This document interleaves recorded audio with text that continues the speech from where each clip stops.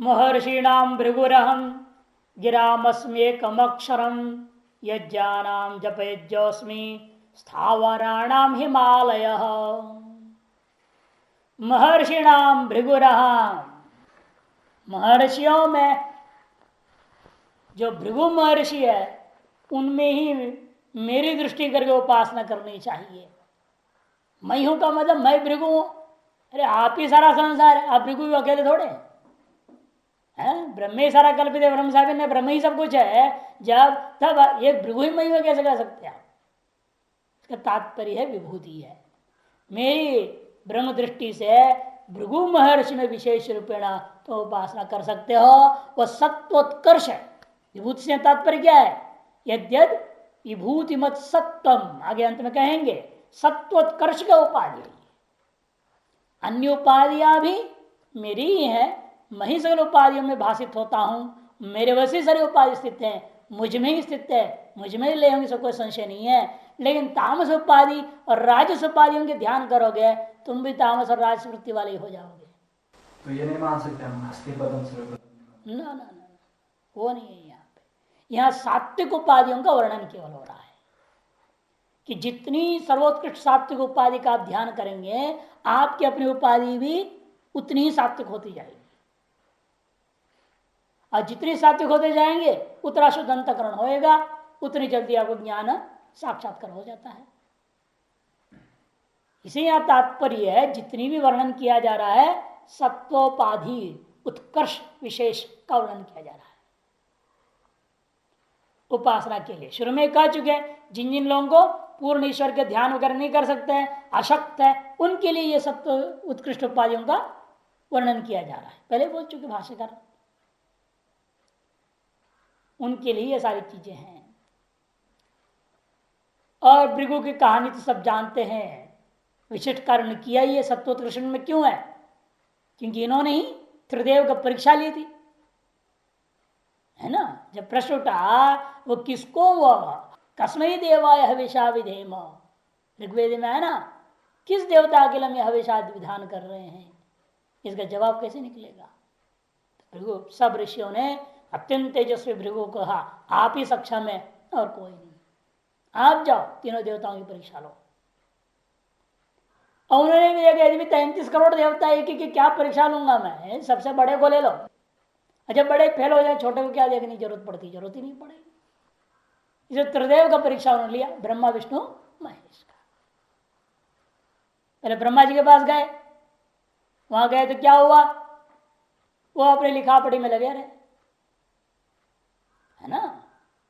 लिख रहे हैं सबकी हिसाब किताब, देखा ही नहीं इनके तरफ, आया भी है, चिल्लाया उन्होंने 2-3 बार, लेकिन सुना भी नहीं। अभिशाप दे दिया आपकी कोई पूजा ना करे। वास्तविक देखो अभिशाप का फल है, कोई भृगु का मंदिर नहीं होता, ब्रह्मा का मंदिर नहीं होता, एकमात्र पुष्कर में है राजस्थान, जहां पूजा होती ब्रह्मा का। वैसे तो बहुत जगह में तो भीख बंगा मारा कर खड़ा कर दिए हैं, मूर्तियां कहाँ नहीं, हजारों मंदिर में रख दी है लोगों ने मूर्ति। परमार्थ में तरह में देखो ब्रह्मा का मूर्ति, सबके मूर्तियां बने हुए हैं और सबको जेल में बंद कर रखे हैं, तार बाड़ का जेल बना रखे हैं, उसके अंदर बंद है। और बंद में भी वो भीख मांग रहे हैं, एक तरह से लोग पैसा फेंकते हैं और उसको इकट्ठा करे लोग उसको खाते हैं। क्या दरिद्र लोग, सब बड़े बड़े भारत माता मंदिर पर कितने ऐसे बड़े बड़े बना रखे दुनिया और मूर्ति खड़ा कर दिए हैं और सबके सामने दान पेटी रख दिया, भीख मांग रहे देवता लोग बैठ करके, और उसके पैसे से खाएंगे। महात्मा भ्रष्ट नहीं होंगे वो, देवताओं का मांगा हुआ पैसा और उसे खाएंगे।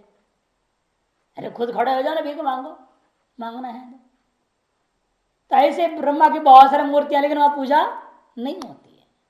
एक ही जगह होता है पुष्कर में और कहीं नहीं, राजस्थान में।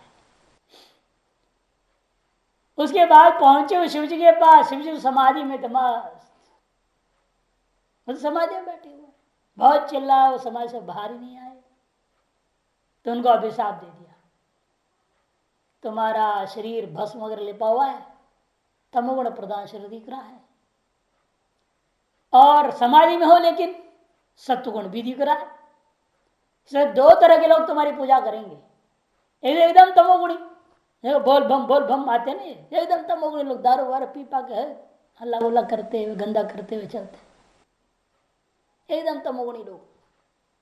यह एकदम सात्विक जो ज्ञान समाधि मोक्ष चाहने वाले वो शंकर की पूजा करेंगे। ज्ञानम शंकरादि क्षेत्र इसलिए कहा, दो ही प्रकार की पूजा करें। ये ब्रह्मा को तो कोई करता ही नहीं, और इनको या तो तामस या सात्विक लोग, और ये राजस लोग, वो लोग विष्णु के भगवान के पीछे लाए रहेंगे, उनके अवतारों को लेकर। रजोगुणी लोग,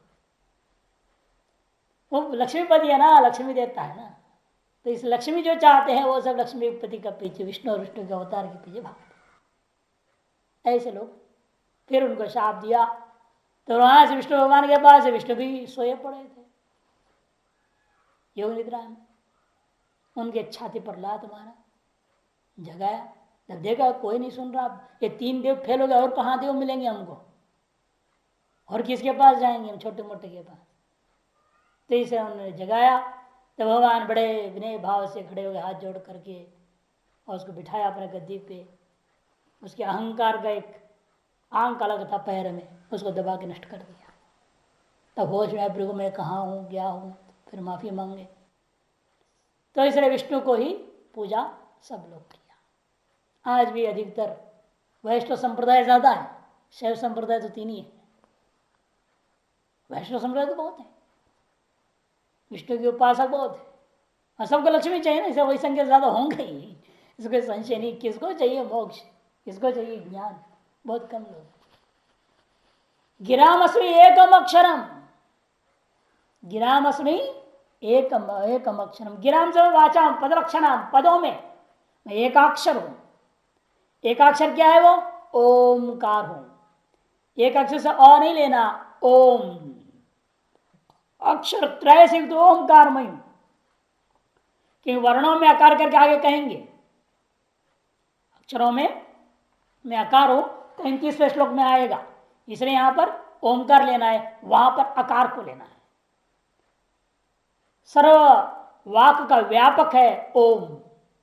छांदोग्य उपनिषद 2:33 में वर्णन करेंगे इस विषय में, उसकी व्यापकता के बारे में कथन करेंगे। यज्ञानाम जप यज्ञोस्मि, यज्ञों में मैं जप यज्ञ हूं, यज्ञों में मैं जप यज्ञ हूं। जप यज्ञ क्यों, जप किसको कहते हैं, जान पाति इति जप, जान पाति इति जप। जान, जान किसको कहते हैं? ज कौन है, जीव। जह न जायते थी अजह, बनता ही नहीं बनता है, वैसे जायती थी जह, जायती थी जह, जह जौ जह, जम जौ जान, जेन जाभ्याम जय ही, जाय जाभ्याम जेभ्य, जात जात जाभ्याम जेभ्य, जस्य जय हो जानाम, जे जय हो जेशु, हे ज हे जौ हे जाहा, ज करूप बनेगा, अकार से चकार।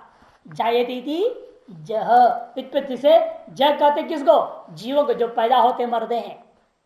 इसका द्वितीय का बहुवचन क्या बना, जान पाति रक्षति इति जपा, इन जीवों को वास्तविक रक्षा करता है पाप आदियों से और मुक्ति की ओर आगे बढ़ाता है, तो वह जप ही करता है। इसलिए जप का अर्थ इस तरह से किया गया है। और उसको जब यज्ञ रूप में देव पूजा के रूप में इस्तेमाल करता है, तो जप यज्ञ है वह अन्य समस्त प्रकार यज्ञों की अपेक्षा से श्रेष्ठ यज्ञ है। क्योंकि मनुस्मृतिकार भी कहते हैं, द्वितीय अध्याय 85 श्लोक मनुस्मृति में, विधि यज्ञ जप यज्ञ विशिष्टो दशवीर गुण ही, कहते विधि यज्ञ की अपेक्षा से जप यज्ञ 10 गुना विशिष्ट है समझो। आप विधि यज्ञ बैठ के स्वाहा स्वाहा स्वाहा करोगे, उसकी अपेक्षा से जप यज्ञ 10 गुना ज्यादा विशिष्ट कर दिया। इन जप होवे तब तो, जप होता ही नहीं, केवल संख्या गिनती में लगा रहता है आदमी। जप क्या चीज है, तज्जपस तदर्थ भावना, योग सूत्रकार करते हैं जप वही है जब उसके साथ उसके अर्थ की भावना, अर्थ का विचिंतन हो। केवल शब्दों को रट लिया तो फायदा नहीं ना, एक बार एक आदमी को कह दिया आप बहुत बीमार है, उसने कहने से भाई आप मृत्युंजय मंत्र का जप करो। ठीक है महाराज करेंगे। वो गए, एक मृत्युंजय मंत्र कैसेट खरीद लिया और कैसेट बजा दिए और काम कर रहे हैं, वो सुन रहे हैं उसको। बीमारी बढ़ती गई। फिर वो आए, महाराज क्या बात है, हम मंत्र तो जपते हैं, हमें तो इलाज ही नहीं हुआ, 1.25 लाख से ऊपर हो गया। नहीं अच्छा ऐसे कैसे हो सकता है भाई, लाभ नहीं मिले। तुमने ये बताओ तुमने जब कैसे कि कहाँ बैठते थे, कैसे बैठते, कौन सी आसन लगा के बैठे? तो नहीं हमारा तो टेप रिकॉर्ड चलता था। नहीं टेप रिकॉर्ड बिल्कुल खराब नहीं हुआ होगा आज तक। टेप रिकॉर्ड तो स्वस्थ है ना, न कैसेट खराब हुआ न टेप रिकॉर्ड खराब हुआ। देखो उसकी आयु बढ़ गई, वो स्वस्थ रह गया, तू बीमार पड़ा रह गया, तू अस्वस्थ हो रहा। तू खुद जब करता तो तुम स्वस्थ होते, टेप रिकॉर्ड खराब भले रह जाता। तुमने खुद जपा ही नहीं, तो वो कहां से होने वाला लाभ? जिसने जपा उसका लाभ वो मिल रहा है ना। टेप रिकॉर्डर ने जप किया है तो उसका लाभ मिल गया, वो स्वस्थ है। तुम जप करो तुम स्वस्थ हो जाओगे। अरे गलती हो गई, मैंने जाओ फिर दोनों बैठो, पति पत्नी बैठो, दोनों बैठो, अब एक से नहीं होने वाला, तब भला होएगा। आदमी समझता नहीं इन चीजों को। सुनने से थोड़ी हो जाएगा, सुनने से तुम्हारा कान ठीक रहेगा, बाकी शरीर कहां से ठीक हो जाएगा? एक इंद्र से श्रवण किया ना आपने, मन तो लगाया है नहीं पूरी ढंग से। सारी इंद्रियों को लगाया क्या? अब जब करना तो बैठो, क्या करना पड़ता है, सारे इंद्र सेम करनी, बैठना पड़ेगा ना फिर। और बैठो हिल रहा है, यूं कर रहा है तो जब थोड़ा हो गया, वो आसन बदल रहा है बार बार। जब ढंग से होता ही नहीं आदमी से, होवे तो उसकी रक्षा हो जाएगा हर तरीके से। रक्षा करता है जो जीवन को, उसी का नाम ही जप है। स्थावराणाम हिमालय, स्थावराणाम हिमालय। और पहले आया था ना, मेरु को लिया था शिखरी नाम मेरु, अब कह रहे स्थावराणाम हिमालय। स्थावर से क्या है, स्थिति कारण नाम कहेंगे भाष्यकार, स्थिति मता, स्थिति वाले, अरे पृथ्वी स्थिति के कारणीभूत जो है। ऐसे पहाड़ों में मैं हिमालय हूं कह, हिमालय पहाड़ विश्व का सबसे विशाल का पहाड़ हिमालय पहाड़ है। 3000 किलोमीटर लंबा चौड़ा है, 3000 किलोमीटर लंबा है और 1000 किलोमीटर चौड़ाई में है। इतनी अफगानिस्तान से शुरू है ना, जो आज की अफगानिस्तान है वहां से हिमालय शुरू होता है। असल इधर बर्मा के अंदर जाके समुद्र में जाके चला जाता, समाप्त होता है। इतनी दूर से लंबाई है इसकी। और चौड़ाई उधर तिब्बत सब इसमें आ गया ना। तिब्बत के बाद चाइना में जाके हिमालय वहां पूरा हो रहा है। और इधर हरिद्वार में अंतिम पहाड़ दिख रही है। कितनी चौड़ाई हो गई, 1000 किलोमीटर से ज्यादा चौड़ाई है। ऐसे पूरी चौड़ाई चल रही है। विश्व का सबसे बड़ा पर्वत है। इसके दबाव की वजह से पृथ्वी टिकी हुई है। ये टूट जाए बिखर जाए, पृथ्वी यूं उलट जाएगी धड़म, सब अंदर सवा समुद्र में। पानी में जैसे नींबू तैरता है ना, उसी प्रकार समुद्र में पृथ्वी टिकी हुई है। अब वो हवा से इधर भाग जाएगा नींबू भी, तो टिकाएगा कहीं से? आप कोई चीज पर ऐसा वजन रखनी पड़ेगी ना, जिससे कि इधर भाग ना जाए, पानी में लुढ़क पुढ़क ना हो जाए। वो वजन क्या है? ये सारे पर्वत ही वजन है जो उसको टिका के रखे, दबाव में पड़ा। स्थिति का कारण होने से उनको स्थावर कहते हैं। स्थावराणाम हिमालय, यज्ञानाम जब यज्ञ स्थावराणाम हिमालय। भाष्यम महर्षिणाम इति, महर्षिणाम भृगुरहाम। स्पष्ट है, भाष्यकार कुछ व्याख्या नहीं कर रहे। गिराम वाचाम पदलक्षणानाम, गिराम मने वाचाम पदलक्षणानाम। एकम अक्षरम ओंकारोस्मि, एक अक्षर ओंकार मैं हूं। यज्ञानाम जप यज्ञोस्मि, और यज्ञों में मैं जप यज्ञ स्वरूप हूं। अर्थ जप यज्ञ में मेरी दृष्टि करो। जहां कोई जप यज्ञ कर रहा है उस जप यज्ञ में मेरी दृष्टि करनी चाहिए। भृगु में मेरी दृष्टि करो, जप यज्ञ में मेरी दृष्टि करो। एकम अक्षरम कहते पदक्षणाम, एकम अक्षरम ओंकारो अस्मि। ओमकार मेरी जो है दृष्टि करना। गिराम करते वाचम, वाचम कर करते पदलक्षणा नाम एकम अक्षर मने ओमकारो अस्मि। यज्ञानाम जपयज्ञोस्मि स्थावराणाम स्थितिमताम हिमालय। स्थिति मताम स्थिति कारण बताम इत्यर्थ। इस पृथ्वी आदि के स्थिति के कारणभूता जो तत्व है वह मैं हूं। कौन? मर्द हिमालय। मैंने हिमालय में ब्रह्म की दृष्टि करनी चाहिए। हिमालय साक्षात भगवान ब्रह्म। अश्वत्थ सर्ववृक्षाणाम देवर्षिणां च नारद गंधर्वाणां चित्ररथ सिद्धानां कपिलो मुनि। अश्वत्थ सर्ववृक्षाणाम, सकल वृक्षों के अंदर अश्वत्थ पेड़ को समझ लेना। वह मेरा विशिष्ट स्वरूप है, सत्वोत्कर्ष का स्वरूप है। उसी में मेरा ध्यान करना, मेरी उपासना करना। क्यों?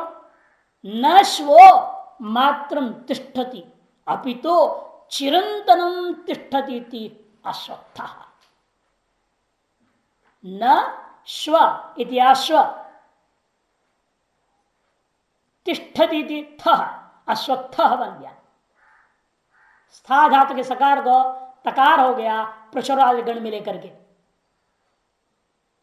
श्वस कल अर्थ में होता है, केवल कल तक नहीं रहने वाला है ये, अर्थात सदा रहने वाला है।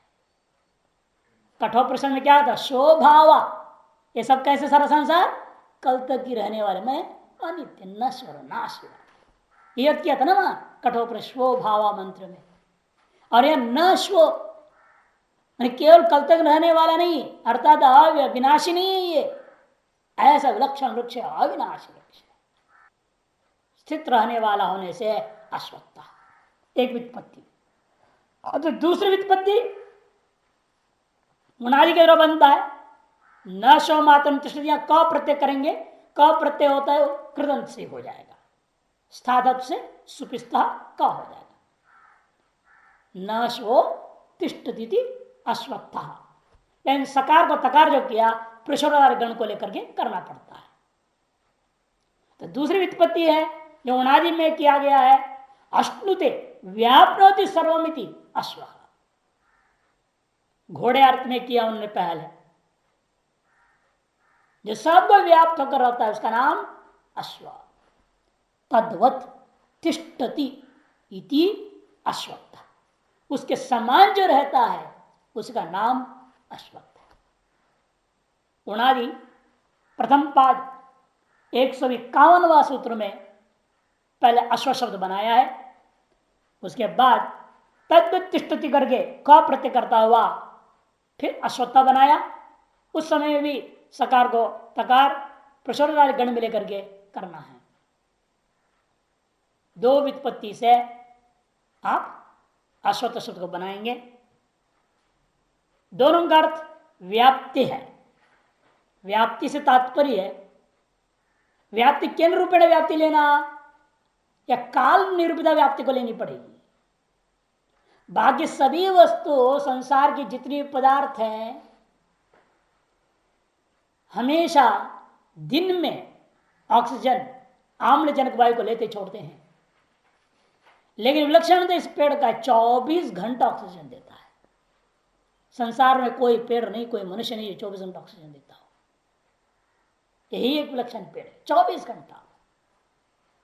बाकी सब क्या करते हैं? दिन में ऑक्सीजन देते हैं और रात में कार्बन डाइऑक्साइड।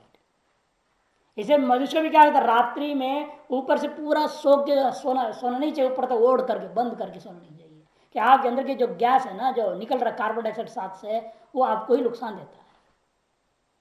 शरीर को, मन को, बुद्धि को, सबको कमजोर करता है। इसे कहते चेहरा खुला रखते सो। तो ठंडी भी लगती हो, थोड़ी देर गर्म करने के लिए ओढ़ लिया, फिर हल्का से निकाल करके सोना चाहिए। या रजा यहां तक ओढ़ ली, ऊपर से पतला कपड़ा डाल दिया। पतले कपड़े से गए तो वो हवा थोड़ा बहुत आर पार होगा, बाहर की ठंडी सीधे असर नहीं करेगी। नहीं तो कार्बन डाइऑक्साइड फिर वापस अंदर की श्वास से जाएगा ही, अंदर इधर जा रहा। जैसे आप रात्रि में रजा के अंदर हो, वहां ठर करके छोड़ दिया गैस, तो क्या होएगा? वहीं बाहर निकलने के लिए पाइपलाइन थोड़ी लगा रखा है, चिमनी। तो चिमनी तो लगी नहीं है, वो तो अंदर अंदर घुटेगी। तब अब क्या करेंगे आप? तुरंत रजाई खोलेंगे? खोलते कि नहीं खोलते? तुरंत रजाई निकाल देंगे, हवा थोड़े झाड़ेंगे, जब गैस निकल गया तब फिर ओढ़ेंगे। लेकिन नींद में क्या पता चलेगा? है? यही तो नुकसान करता है। नींद में, गहरी नींद में छोड़ देते तो बहुत नुकसान होता है। इसलिए कहते हैं मुंह खुला छोड़ के सोना चाहिए। मुंह खुला रख के सोने से ये समस्या नहीं होगी, रजाई भी दुर्गंध नहीं होएगा। कहीं से निकलने का रास्ता मिल गया ना उसको। काली पड़ रही। तो ये समस्या हो जाती है। तो इसीलिए ये अश्वत्थ पेड़ को 24 घंटा ऑक्सीजन देने के कारण से सर्वश्रेष्ठ कहा गया। भौतिक दृष्टिकोण से मैंने बता दिया बात, बाकी व्युत्पत्ति से स्पष्ट है ही। इसे वृक्षों में सर्वोत्कृष्ट उत्कर्षता से युक्त, सत्वगुण से युक्त यह महान वृक्ष, उस वृक्ष के अंदर मेरी दृष्टि करना, मुझ ब्रह्म दृष्टि से उसकी उपासना करना। देवर्षिणांच नारद, और देवर्षियों में, महर्षियों में भृगु, देवर्षियों में नारद, मुनियों में आगे अलग कहेंगे, सिद्धों में अलग कहेंगे।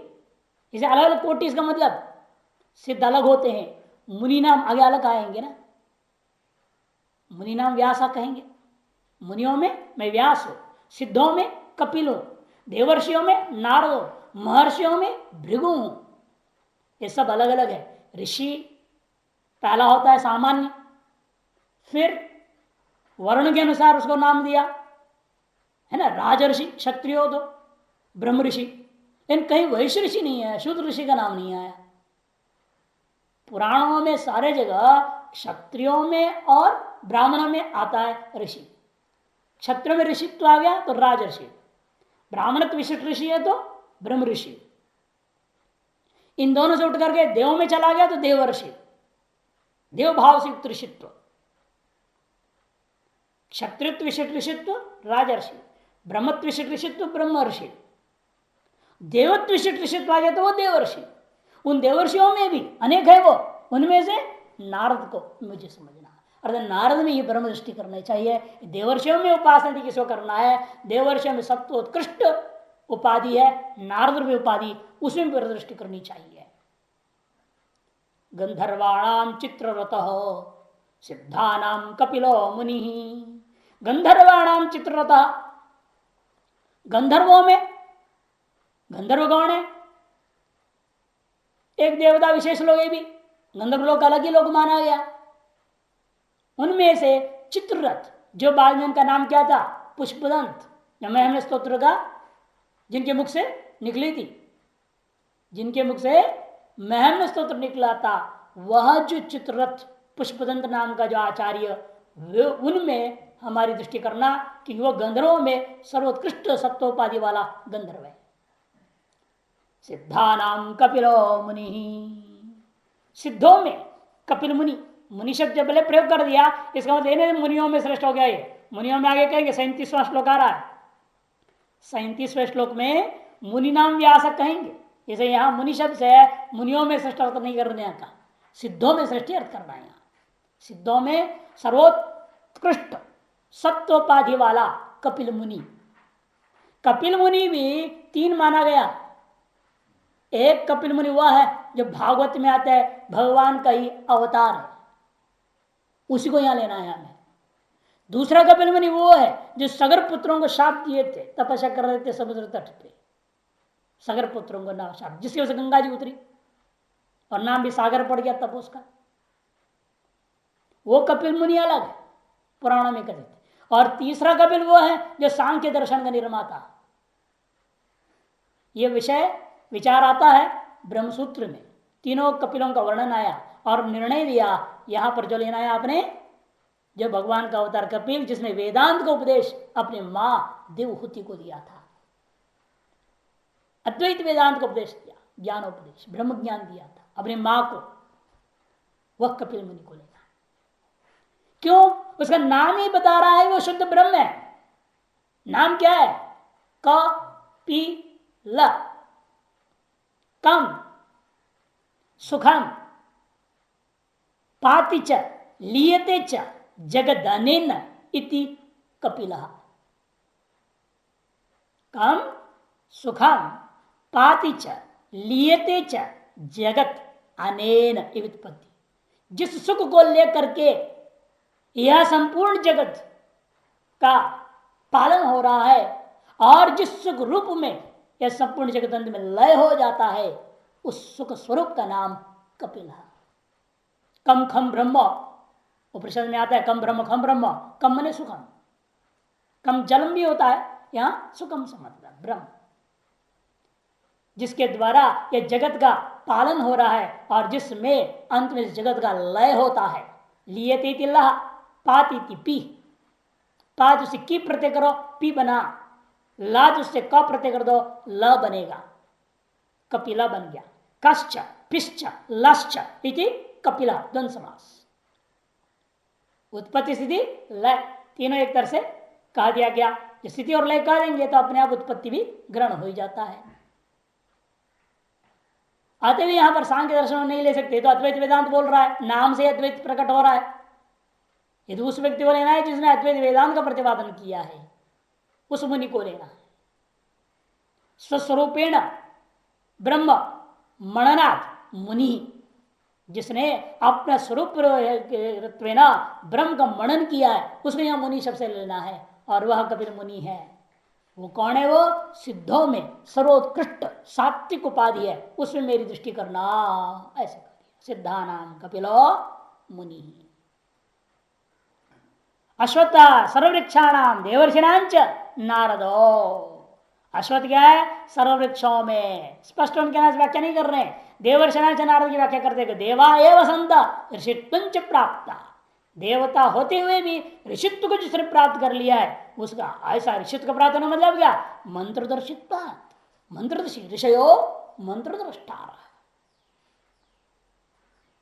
इसे ते ऐसा जो होते हैं उनको क्या कहा जाता है? देवर्षय। बहुत है वो, एक दो नहीं, बहुत। तेषाम उनमें से, तेषाम मध्य नारदो अस्मि, नारद सर्वोत्कृष्टोपाधि है, उसे मेरी दृष्टि करके उपासना करना। उच्च श्रवसमश्वानाम विद्धि माम अमृतोद्भवम ऐरावतम गजेन्द्राणाम नराणांच नराधिपम। उच्च श्रवसम अश्वानाम, और अश्वों में मैं उच्च श्रवस हूं।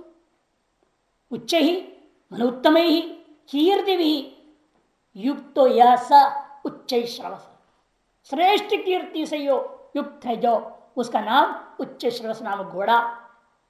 ये घोड़ा कौन सा है? जो अमृतोद्भवम। अमृतोद्भवम मैंने एक तरफ देवता दूसरी तरफ राक्षस मिल करके मथन किए समुद्र का, अमृत मथन, उस समय निकला हुआ घोड़ा है ये, श्रेष्ठ कीर्ति वाला।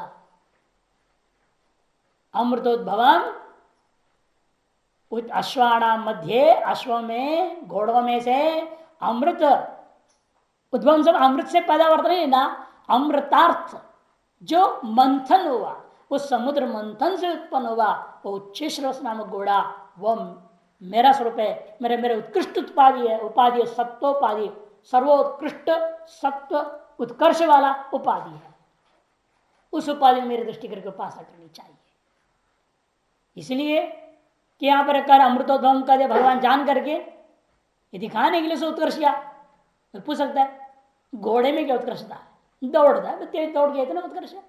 नहीं, यहां पर यह विलक्षणता है। इस संपूर्ण लीला का ध्यान से भागवत में वर्णन जब किया हुआ है, समुद्र मंथन, विचित्रता यह है, देखो शत्रु भी साथ दे रहा है अमृत पाने के लिए। केवल देवताओं ने मंथन किया क्या? शत्रु भी साथ में लग गया काम में। यह सबसे बड़ी शिष्टता एक बात हो गई। शत्रु आपस में मिलकर के परस्पर एक कार्य में लग रहे हैं। यह बहुत कम होता है, आपका काम अमृत मिलेगा इस लालच में वो कर रहे हैं। यदि मिला क्या? केवल अमृत क्या? सबसे पहले जहर निकला। लेकिन भगवान की विलक्षणता देखिए, वह जहर राक्षसों को नहीं दिया, बीमारी नहीं किया ना। ये तो नहीं कहा कि देवताओं का अमृत और राक्षसों का जहर, नहीं। वहां पर क्या किया? जहर को शिवजी पी गए। जहर तो शिवजी ले लिए, और अमृत देवताओं को बांट दिया। राक्षसों को न जहर दिया न अमृत दिया और सारे कार्य में शामिल कर दिया। इसलिए उस समय उत्पन्न जो भी चीज था वह सब के सब रत्न का है। 14 रत्न उत्पन्न हुआ, 14 रत्न बताया गया। इसलिए आप संकेत कर रहे हैं इसकी उत्कर्षता का कारण क्या है? अमृतोद्भवम। ऐरावतम गजेंद्राणाम नराणांच नराधिपम। ऐरावतम, ये भी हाथी वहीं से निकला। अमृतोद्भवम वहां भी घटेगा। गजेंद्रों में, केवल गजों में नहीं, गजानाम नहीं करें, गजों तो बहुत होते हैं, गजेंद्र तो कोई कोई होता है। उनमें से भी श्रेष्ठ गजों में भी ऐरावत नाम का जो गज है वो मेरा विशिष्ट स्वरूप है, उसे तुम उपासना करो, ध्यान करो। ये दोनों ही मिला था किसको? इंद्र को दिया था। उच्च श्रेय घोड़ा और ऐरावत दोनों इंद्र को दिए थे। नराणांच नराधिपम, और नरों के मध्य में नराधिपम। न राजा ही सर्वोत्कृष्ट सत्वोपाधि वाला माना जाता है। ज्ञान का उत्कर्ष है, बल का उत्कर्ष है, सबका उत्कर्ष है ना। पहले जमाने राजा ही होते थे, आम आदमी थोड़ी कोई जो कोई भी राजा बन जाए। आजकल जैसे मूर्ख गोरख सब गधे वधे सब बैठ रहे हैं, चोरों चक्के बदमाश सब राजा बन रहे हैं, मुख्यमंत्री प्रधानमंत्री बन जाते हैं। पहले तो ऐसे नहीं होता। राजा माने बाहुबल से भी होना चाहिए, बुद्धि बल से भी होना चाहिए, ज्ञान बल भी था, धन बल था, सर्व बल था, धर्म भी था, सब कुछ था। इसलिए कहते हैं राजा मनुष्यों में सत्य उत्कर्ष का स्वरूप है, वो उसमें मेरी उपासना करना, मेरे दृष्टि करके उपासना करनी चाहिए। आजकल तो बहुत कम है राजा, ऐसे कहने के लिए है। राजा कोई कीमत तो है, वैल्यू तो है नहीं। कुछ देश है, जापान में भी राजा है, इंडोनेशिया में भी राजा है, वो हस्ताक्षर करता है बस, कुछ नहीं। बाकी जो करे सरकार है, वो अपना मर्जी जो करे। नेपाल में एक था, थोड़ा राजा को भी अधिकार, गया स्वाहा, वो भी खत्म हो गया। हिंदू देश था, वो संविधान से भी वो भी खत्म हो गई पहले, फिर राजा भी खत्म। अब विश्व में कहीं नहीं जहाँ राजा को कुछ अधिकार। अब यही सब है, उन्हीं को राजा मानना पड़ेगा। आजकल के ही राजा है। जैसे गांव का राजा कौन है? प्रधान जी। नहीं है अधिकार, उनके अधिकार है, बाहुबल भी है, सब बल है उनके पास। नहीं, गुंडागर्दी भी कर सकते हो, सब बल उनके पास होता है। जैसे गांव का राजा ही असली राजा आज के जमाने में, प्रधान लोग। नराणांच नराधिपम, 8 अंश माना जाता है मनुस्मृति में। भगवान की 8 कलाएं, 16 कलाओं में से 8 विशिष्ट अंश राजा के अंदर हुआ करता था। ऐसा दिव्य पुरुष ही राजगद्दी में बैठ पाते थे, नहीं तो लड़ाई झगड़ा मार काट हो जाते थे, उसको भगा देते, नहीं तो कुछ न कुछ हो जाता था, बैठ नहीं सकता था गद्दी पे। विक्रमादित्य की गद्दी का वर्णन है ना, जानते हैं? विक्रमादित्य के नाम पर क्यों संवत्सर हम लोग कर रहे हैं? विक्रम संवत गिनते हैं ना, उससे पहले कितने संवत बीता आपको उसको मालूम भी नहीं, उस दिन से गिनती है।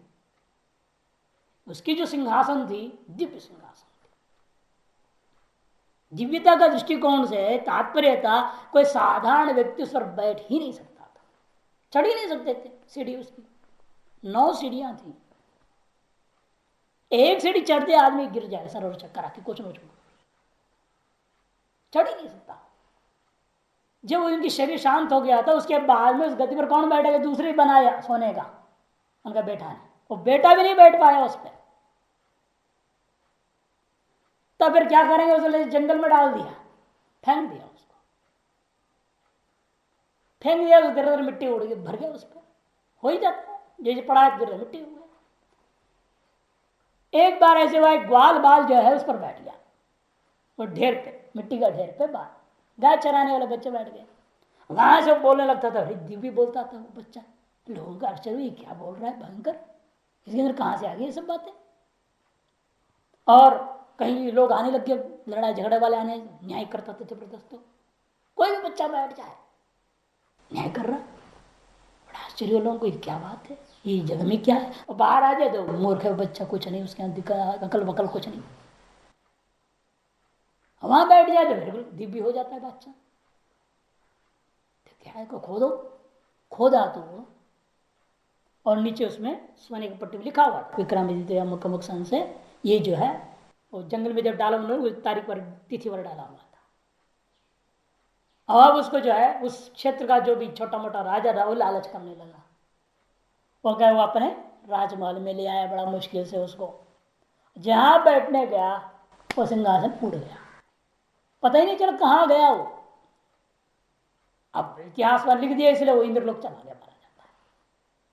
विक्रमादित्य ने इंद्र से प्राप्त किया था सिंहासन, इसे इंद्र को ही चला गया। एक इंद्र यज्ञ किया था उसे, इंद्र को प्रसन्न करके। भागवत में भी आता ना, इंद्र से नाराज हुआ था जब गोवर्धन पहाड़ को पूजने से, तो उन्होंने इंद्र को पूजा जब किया तो उस यज्ञ मंडप से वो सिंहासन निकला था, मैंने इंद्र ने दी थी। अब वो सिंहासन वापस इंद्र में चला गया, ऐसे लोग कथा कर दिया। लेकिन तात्पर्य है उस राजा में कितना सामर्थ्य था, और जो आगे के लोग को इस पर बैठ भी नहीं सके, इसे उसी के नाम से सब आरंभ हो गया। उसके बाद आज तक कोई ऐसा राजा ही नहीं हुआ। नरांचन राधिपम टीका भाष्यम उच्चैश्रवासाम अश्वानाम उच्चैश्रवा नाम अश्व तम माम विद्धि जानी ही अमृतोद्भव अमृत निमित्त मथनोद्भव इत्यर्थ। आया भाष्य का स्पष्ट कर दिया। अमृत के निमित्त जो मंथन हुआ था उस मथन से उद्भूत है ये। ऐरावतम इरावत्यापत्यम, इरावती का जो बेटा ऐरावत नामक जो गजेंद्राणाम हस्ती ईश्वराणाम, हाथियों में भी जो महान है, ईश्वर के समान है, समर्थ है, उनमें से भी मैं ऐरावत नाम का हाथी हूं। अर्थात मुझको ऐरावत नाम की हाथी, जो हाथी के श्रेष्ठ हाथियों में से भी सप्तोत्कर्ष वाला हाथी है, उसे मेरी दृष्टि करके उपासना करो। तम माम विधि अनुवर्तते नराणाम मनुष्याणाम, और मनुष्यों में कहते किसको करना, नराधिपम राजानम माम विधि जानी, मुझको तुम राजा समझो। अर्थात राजा में मेरी दृष्टि करके उपासना करनी चाहिए, ब्रह्म दृष्टि से, ईश्वर दृष्टि से उपासना करनी चाहिए। था भी एक जमाने में राजा को ईश्वर माना जाता था। रसखान भी क्या था, अकबर को ही ईश्वर मान लिया था। बाद में पता चले ये अकबर भी किसी और ईश्वर की पूज रहा है तो वो छोड़ दिया, भाग गया वहां से। परम भक्त हो गया भगवान कृष्ण का, कृष्ण को प्राप्त किया, ऐसे वर्णन आता है। से समय था एक जमाने में जहां ईश्वर भाव से राजाओं को देखा जाता था, पूजा जाता था, और उसे लाभ भी लोगों को मिलता था। आज आप ऐसे करोगे तो आप भी उसके जैसे हो जाओगे ना, जिसकी उपासना करेंगे वैसे हो जाएंगे। और दुष्ट है उसको राजा मान के पास तुम भी दुष्टता आ जाएगी सब उनकी। आयुधानाम अहम वज्रम धेनूनाम अस्मि कामधुग् प्रजनश्चास्मि कंदर्प सर्पाणाम अस्मि वासुकी। आयुधानाम अहम वज्रम, आयुधों में मैं वज्रों का दिया। सर्वोत्कृष्ट सत्वोपाधि वाला आयुध यदि है संसार में वो वज्र ही है। उस वज्र में मेरी दृष्टि करना, उपासना करना, अन्य से कल आयुधों की पूजा में मेरे इस आयुध का मेरी दृष्टि से उपासना तुम कर सकते हो। बना भी साधारण है ना, दधीचि महर्षि महान तपस्वी, उनकी हड्डियों से बना हुआ है। संसार का कल्याण के लिए उन्होंने अपने सारा शरीर को दान दे दिया, और ईश्वर की हड्डियों से बना हुआ है। एक व्यक्ति का जगत कल्याण के लिए अपने आप को अर्पण करना एक बहुत बड़ा चीज अपने आप में है, और उनकी तपस्या और त्याग दोनों से युक्त है ना। तपोबल तो था ही उसमें, और त्याग इतनी बड़ी चीज की उन्होंने। कौन आज जमाने में एक बोतल खून देने के लिए बहाना बना के भाग जाते हैं। हमने शरीर दे दिया, मार डालो इस शरीर को, तुम एक एक हड्डी निकालो इसी, और हड्डियों से बना डालो अस्त्र, मारो त्वष्टा को, राक्षस को। इतना बड़ा बलिदान है ये। तो ऐसे महान संत की हड्डियों से बना होने से भी श्रेष्ठ है। ये भगवान खुद ही देवी भागवत में कहे हुए हैं, वज्र मध्य प्रविश्यासौ संस्थितो भगवान हरि ही। भागवत में भी आता है, थोड़ा शब्दावली अलग है। देवी भागवत का क्रमांक है छठा स्कंद, छठा अध्याय, 53वां श्लोक 53। भागवत में भी छठे स्कंद में ही ये विलक्षणता देखिए, दोनों ही जगह छठे स्कंद में। लेकिन 11वें अध्याय 20वें श्लोक में लगभग इस प्रकार की बात कही गई है, वज्र मध्य में प्रवेश करके भगवान हरि स्वयं संस्थित थे, तभी वो जीत पाए, नहीं तो थोड़ी जीत पाते इस अस्त्र से भी।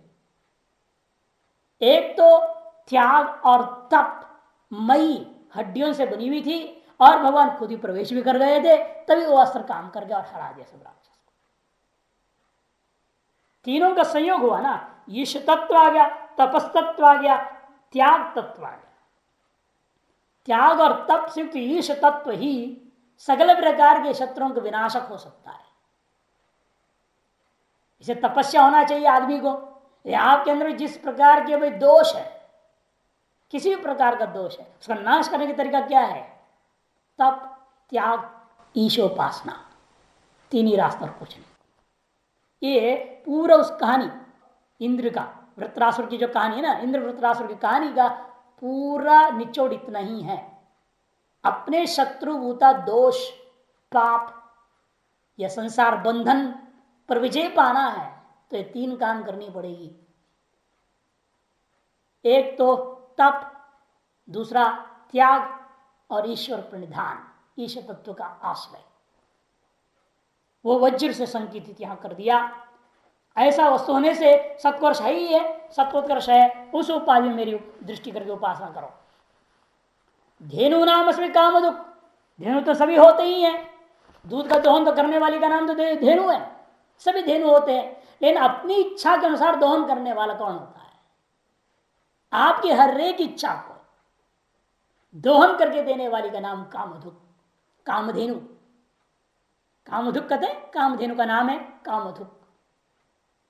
बाकी धेनु तो समय समय पर केवल दूध देते और कोई चीज देते नहीं, और देते भी हैं। गाय की सेवा कर सारे देवता प्रसन्न होंगे, सब करेगा, ऐश्वर्य मिलता है। लेकिन संकल्प कर थोड़ी मिल जाती तुरंत। वहां आप गौ सेवा करेंगे, उसे पुण्य अर्जन होगा, उस पुण्य प्रताप की वजह से कालांतर में आपको सकल प्रकार का फल मिलता है। लेकिन कामधेनु में ऐसा नहीं है, संकल्प करो तुरंत टपक गया,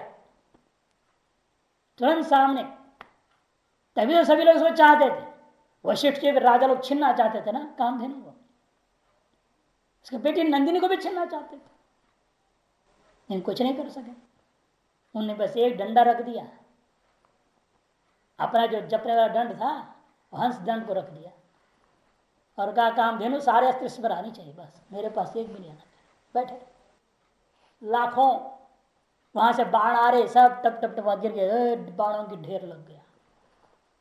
लेकिन आश्रम के अंदर कहीं भी एक भी बाण छुआ भी नहीं। कामधेनु कितनी सामर्थ्य, जो संकल्प करा वही। 10,000 लोगों को लेकर के राजा पहुंच गया। फिर बाद में खिलाओ, कुछ भी नहीं था, काल पड़ा हुआ था। कामधेनु को कहा, मां देखो इतने अतिथि आए हैं, शत्रु को कह रहे हैं इतने अतिथि आए हैं मेरे, दो अन्न दो इनको। प्रभाव हो गया, जितना खाने खाओ। यही कामधेनु का सामर्थ्य था। इसे कहते धेनु नाम अस्मि कामधुक। प्रजनश्चास्मि कंदर्प, और प्रजनन शक्ति युक्त पुरुष तत्व में मैं कंदर्प हूं, काम वासना के रूप में हूं। प्रजनन से तात्पर्य प्रजनयिता, प्रजनन करने वालों में मैं काम, जो प्रजनन की शक्ति के रूप में काम वासना को जगाने वाला वह काम देवता कंदर्प वो मैं हूं। सर्पाणाम अस्मि वासुकी, सर्पों में मैं वासुकी हूं।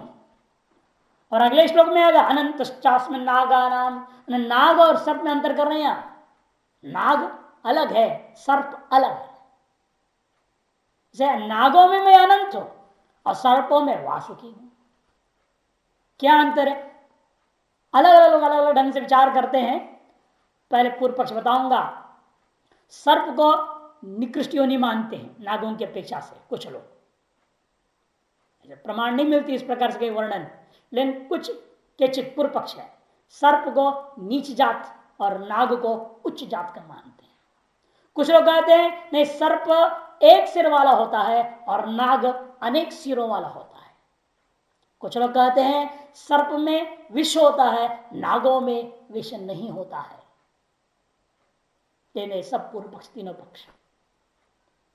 सिद्धांत में क्या है, फिर अंतर क्या है, उसके लिए भागवत के 5वें स्कंद आप देखेंगे, उसमें शायद वो तो पूरा गद्य है 5वां स्कंद, उसमें आपको मिल जाएगा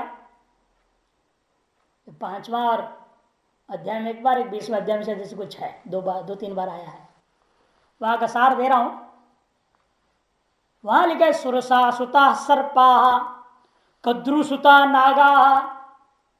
सुरसा नाम की थी देवी, उनका बच्चे हैं सर्प, और कद्रु के बच्चे हैं नाग। श्वेतांगा नागा अन्ये सर्वा। श्वेत अधिकतर शरीर पर सफेद रंग का जो होता है वो नाग है, और अनेक रंगों वाले जो होते हैं वो सर्प। और उनके वासस्थान विशेष क्या है, तल सुतल अतल पाताल महातल है ना, महातल में सर्पों का वास है और पाताल में नागों का वास है। ये 3 सिद्धांत पक्ष का बात है। भाष्यम आयुधानामिति, आयुधानाम हम वज्राम दधीची अस्त्य संभवान। दधीची महर्षि के हड्डियों से जो उत्पन्न दधीची हस्ति संभवम।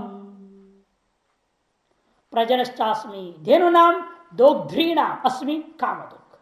दोहन किया जाने पर कुछ जो मिलता है ऐसे पशुओं में से, माने गाय में से जो कामदुख, बांझ गाय को नहीं लेना इसलिए धेनु नाम कह दिया है, नहीं तो गौ नाम ही कह देते, सीधे गवाम कह देते।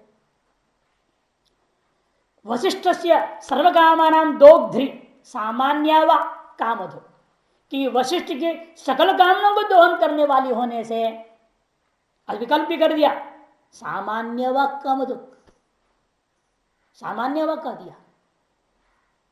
कैसे कह रही है, भाष्यकार 2 आधार ले रहे। वशिष्ठ किसको कहते हैं, इस वाणी का धर्म वशिष्ठ है। सर्वम वासयति इति वशिष्ठ। कि कोई भी आवे क्या पूछेगा वो, महाराज मैं आप क्या रह सकता हूं, अब चुप बैठ रहेंगे तो क्या सोचेगा वो, नहीं चाहते बोलेगा वो, भाग जाएगा। आप बोलेंगे ना जबान से, हाँ महाराज रहो रहो, बोला ना आपने तब तो वास करा है, नहीं तो वास कैसे करे, वो भाग जाएगा। मौन रहोगे, करोगे, चला जाएगा।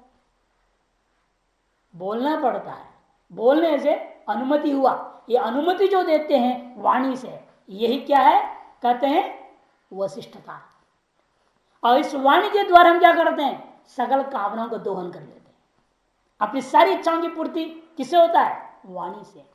अंदर में इच्छा हो, बाहर से बोलोगे नहीं तो क्या होएगा, खाना चाहते हैं रोटी और एक, बोलेंगे नहीं तो डालेंगे अपने आप को ही। और वो भी बहुत मुश्किल होता है। जो बड़े मार्ग थे ना कृष्णानंद विरक्त जी, रामाचार्य मार्ग के जो रहते थे, उनके जीवन में कई बार ऐसे घटना, संकोची बहुत थे, बहुत संकोच स्वभाव। एक बार कई जगह पहुंचे, बहुत भूखे थे, उन्होंने पूछ लिया लेकिन महाराज भोजन करेंगे, नहीं करके आया हूँ। अब यहाँ तो चूहे खोद रहे हैं, और उन्हें करके आया तो क्या पूछ रहे, गिलास पानी दे दिया, बस चुप हो गए वो लोग भी, और रात तक भूखे ही रह गए। रात में जब भोजन मिला तब खाए। मौन रहने से काम चलता नहीं है, उल्टा बोलने से काम चलता नहीं। कामनाओं की पूर्ति वाणी से ही होती है, कामनाओं की आपूर्ति भी वाणी से ही होती है। आपने वाणी से बात छिपाया तो कामना की पूर्ति नहीं होगी। वाणी से जो अपेक्षित हो बोलो तो पूर्ति हो जाएगी। इसलिए कहते हैं वशिष्ठ वो चीज है, वाणी का विशिष्ट सामर्थ्य है, जिसके सारी कामनाओं की पूर्ति जो करे उसका नाम कामधेनु। प्रजना प्रजनितास्मि कंदर्पा काम, च बिच क्यों बोला भगवान ने, प्रजन च अस्मि कंदर्प, बोलने का तात्पर्य है चकार से ज्ञापन कर रहे हैं, एक जो पति पत्नी का सामान्य भोग है वो नहीं लेना। पुत्र संतानोत्पत्ति, पुत्र या पुत्र रूपी संतानोत्पत्ति के लिए जो पति पत्नी का संबंध है उसका पीछे कारण काम देवता है। बाकी जो बच्चा पैदा नहीं करते और ऐसे भोगते हैं उसके पीछे काम देवता कारण नहीं, उसका पीछे उनके अपना पाप कर्म ही कारण है।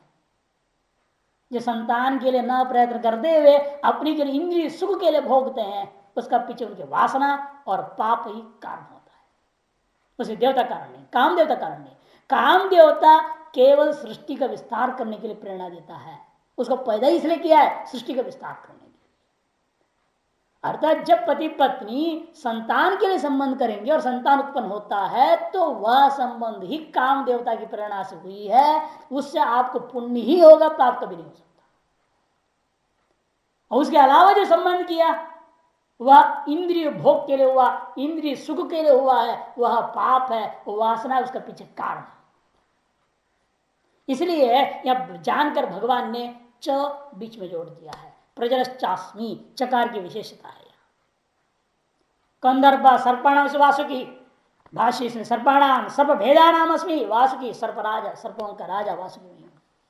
अनंतश्चास्मि नागानाम, यहां भी च क्यों रखा बीच में? यह च किंतु के लिए, व्यावर्तन करने, सर्पों से भिन्न है नाग, इस बात का व्यावर्तन करने के लिए च तू अर्थ में प्रयोग हुआ है। अनंतश्चास्मि नागानाम वरुणो यजसामहं पितॄणाम अर्यमा चास्मि यमः संयमतामहं।